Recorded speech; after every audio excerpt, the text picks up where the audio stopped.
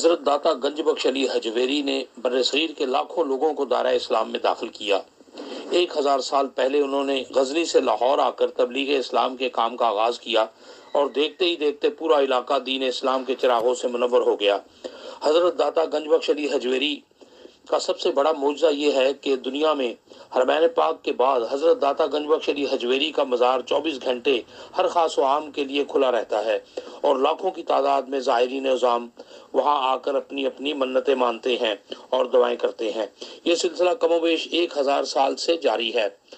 وہاں آنے والوں کے لیے دودھ اور لنگر کا انتظام بھی موجود ہوتا ہے۔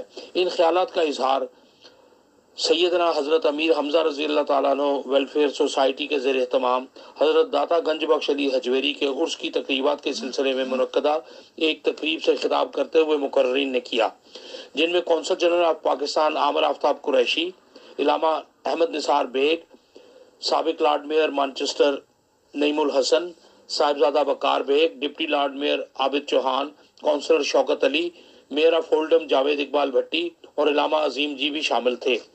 داتا گنج بخش علی حجویری کے عرس کی تقریبات میں علماء نے داتا گنج بخش کے عظیم ملک نے بھی بڑھ چڑھ کر حصہ لیا۔ اس موقع پر پیر سید محبوب گیلانی کے جانشین اور انٹرنیشنل نعت کانفرنس کے صدر پیر سید حسنین محبوب گیلانی قادری چشتی وارسی بھی تشریف لائے تھے۔ وہ خاص طور پہ لاہور سے اس تقریب میں شرکت کے لیے آئے تھے۔ انہوں نے روح پرور دعا کروائی۔ تقریبات میں لوگوں نے بڑھ چڑھ کر حصہ لیا۔ تقریب میں شامل خاص مہمانوں کو پیر سید حسنین محبوب گیلانی قادری چشتی وارسی کی طرف سے پیلے رنگ کی چادریں بھی پیش کی گئیں۔ اس موقع پر پیر صاحب نے خاص طور پر صاحبزادہ بکار بیگ، قونصل جنرل عامر آفتاب قریشی اور سیدنا امیر حمزہ ویلفیئر سوسائٹی کے صدر استاد صفدر کو دستار پہنائی۔